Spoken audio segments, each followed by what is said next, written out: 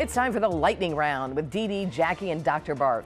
Well, this week, many are also mourning the death of Paul Walker, one of the stars of the Fast and Furious franchise. The seventh film was due to be released in July 2014, but Universal has announced it will shut down temporarily.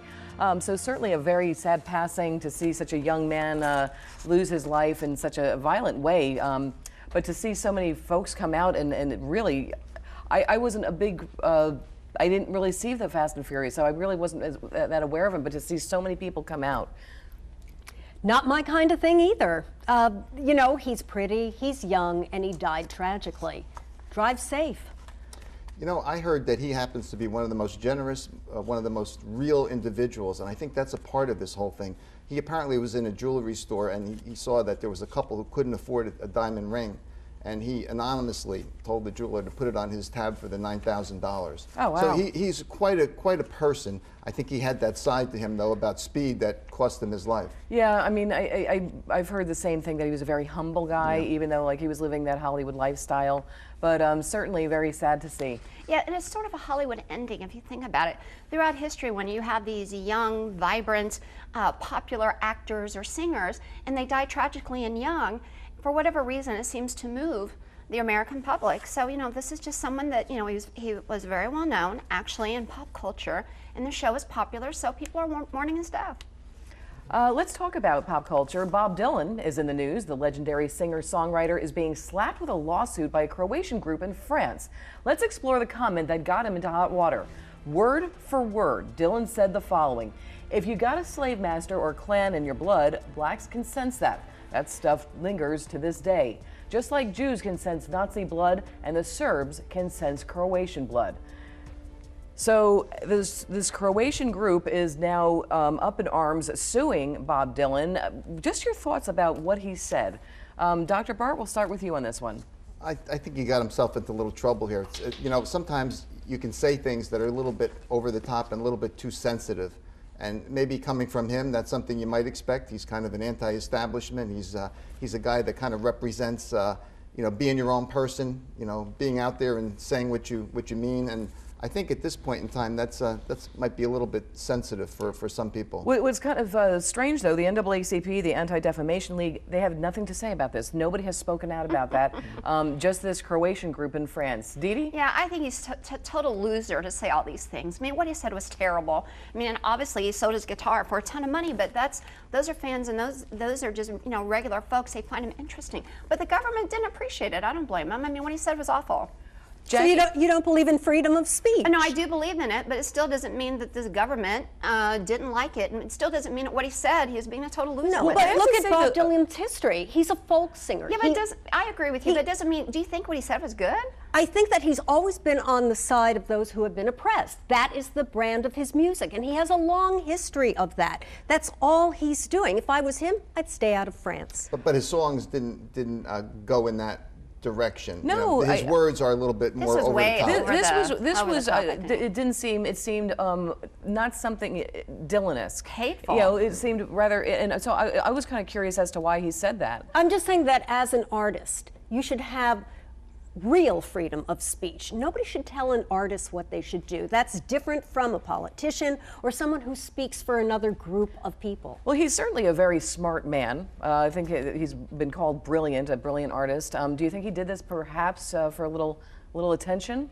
Maybe. I don't think so. I really don't know. I don't think so. I think he probably is thinking that way, and his words came out, and it's a little bit too hot. And I disagree a little bit, because I think that if you're an artist, why should you have more rights than somebody else? I mean, well, look, I think his words are not more rights, but more That's an interesting point that expression. Dr. Bart said. You know, we all have, you know, freedom of speech, but why should an artist have extra passes? He should watch his words too.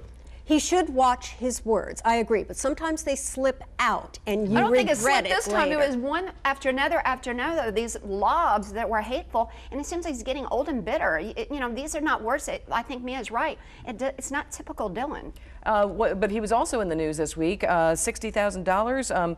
Mr. Tambourine Man, the lyrics that he wrote in a notebook, that got $60,000, and his guitar from 1965 got nearly $1 million at Christie's. Just like, wow. Wow.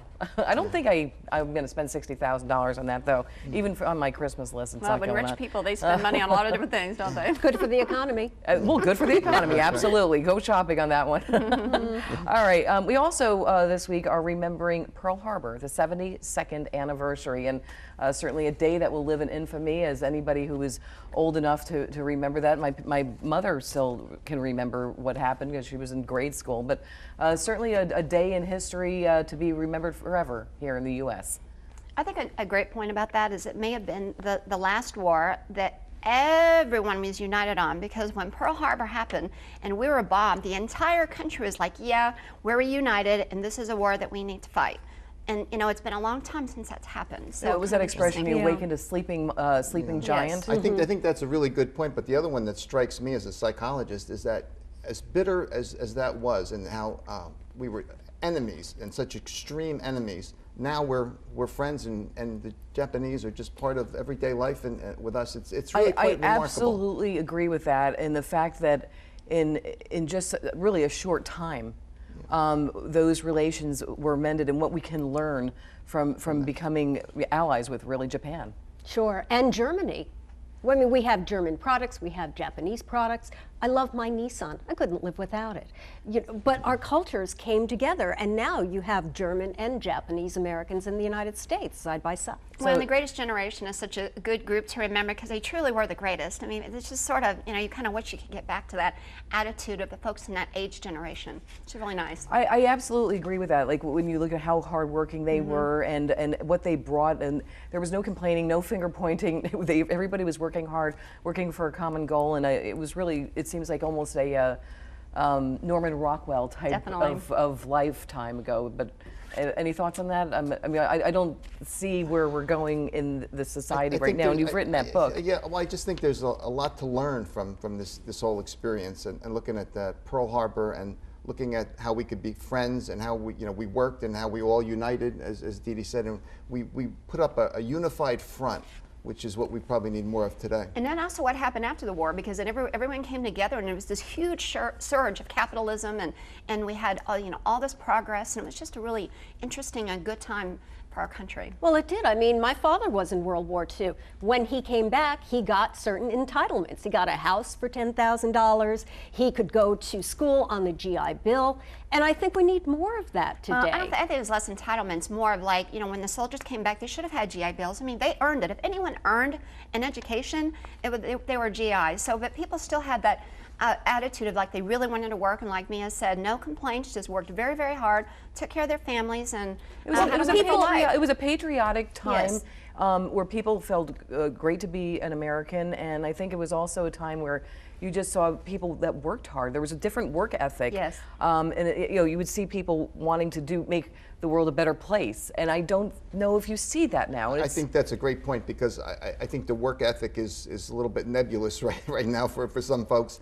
But I really like Jackie's point too, though, because in those days, the government subsidies, or whatever you want to call them, actually worked. It helped stimulate the economy. So right. There's they an were example. Not this big. They weren't like they are now. Where Well, it's they totally were, independent. they were significant. It made the middle class strong, which is what we need for a strong economy. It did help. Well, we're going to talk about working, okay?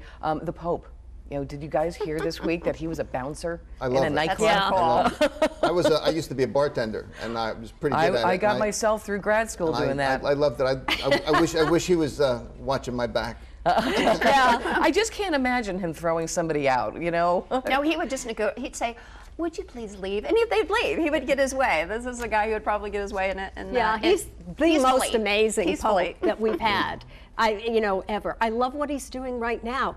Did you hear that he's sneaking out at night to administer to the poor? It's funny, like who's he sneaking out on? That's what that's my only question. The guards at the Vatican. No, he's the Pope. He can go wherever he wants he's not to. sneaking out. He's not the Pope. They'll go out there and get the Pope plane, and He can go anywhere, No. But was there like a guard or something? No. The Vatican guards, said that he's going out at night and dressing as a normal priest, not the Pope, and he's administering to the poor in Rome. I think this is one of the most amazing popes that are leading by example. You mean sneaking out in a hoodie? Not quite. Sneaking out the Pope. No, but Geraldo I think Rivera that- would I come think out. that- His bar clothes, you know. He was a bouncer, Yes, though. old bouncer clothes. Yeah. The that'll bouncer- work. the fact that he was a bouncer, though, I think makes him even more of a character and more appealing to all of us because he's more like everyone. Well, listen, we have our cast of characters here, but hey, let's talk about my favorite character. Yes. The You Toronto love Mayor. Mayor Ford. There he is, and he is, okay, so he was dethroned over in Toronto, okay, but he's got his own talk show. Now, the only thing that I do have to say about this is I bet you, for a sports show, he might actually bring some opinions to you the think? sports arena, but we're seeing bad behavior being rewarded. Any thoughts on that?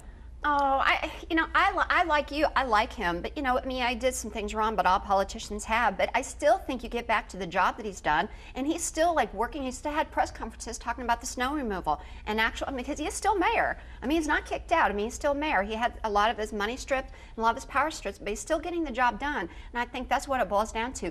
Do you do a good job? Are you doing your job as mayor or whatever? And he has, and he still is, and a talk show.